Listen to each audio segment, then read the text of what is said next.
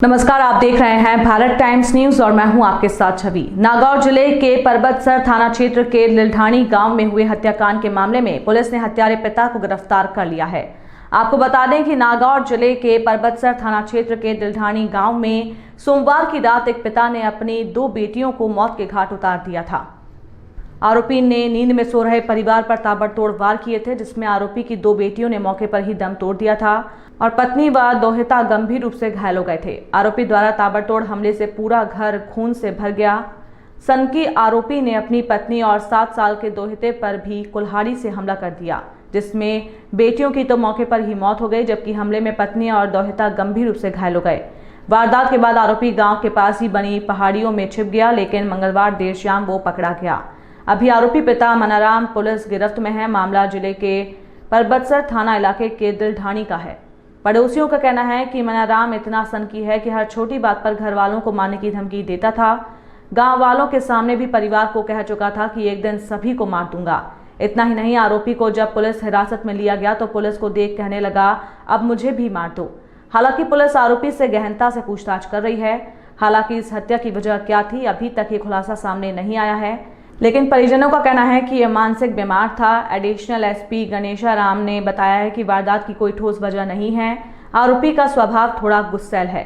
वारदात के बाद आरोपी घर से भाग गया था, जिसे लिलढाणी के पहाड़ी इलाके से पकड़ लिया है।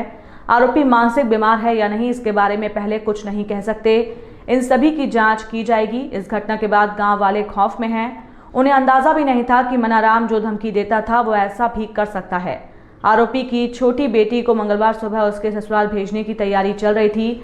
रात को दोनों बेटियों ने मेहंदी लगाई थी। गांव के सरपंच प्रतिनिधि नरेंद्र सिंह ने बताया कि मनाराम घर वालों से किसी न किसी बात पर झगड़ा करता ही रहता था। ऐसा कोई ठोस वजह नहीं रही। गुस्से में वो घर वालों को कई बार कह चुका था कि वो एक दिन पूरे परिवार को खत्म कर देगा, सबकी जान ले लेगा, लेकिन ऐसा गांव के लोगों ने कभी नहीं सोचा कि एक दिन वो सच में ऐसा कर देगा। उन्होंने बताया कि कई बार जब वो गाँव में आता तो यहाँ चौपाल पर बैठे लोगों से भी झगड़ा कर लेता था।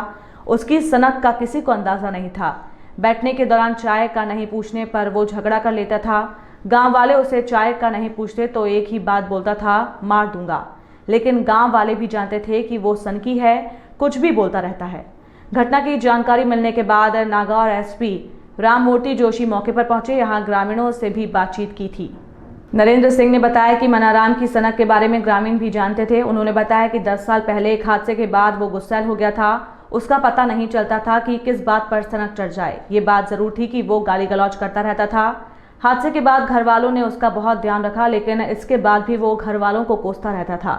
सुबह सुबह 5 बजे चाय मांगता, कहते ही मिल जानी चाहिए थी। यदि थोड़ी देर भी हो जाती तो चाय से भरा कप फेंक देता था और मर्डर की धमकी भी देता था। अगले ही दिन छोटी बहन ससुराल जाने वाली थी, इसलिए बड़ी बहन भी अपने पिता के यहाँ आई थी।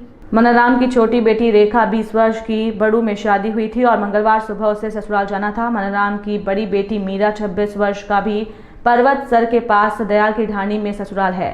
बहन को ससुराल जाना था, इसलिए वो अपने 7 साल के बेटे प्रिंस के साथ आई थी। मीरा का ससुराल पास में था तो सोमवार को वो अपने पिता के यहाँ से निकलने वाली थी, लेकिन माँ ने बड़ी बेटी को ये कहते हुए रोक दिया कि सुबह काम है, रात में यहीं रुक जाएगी तो बातें भी करेंगे।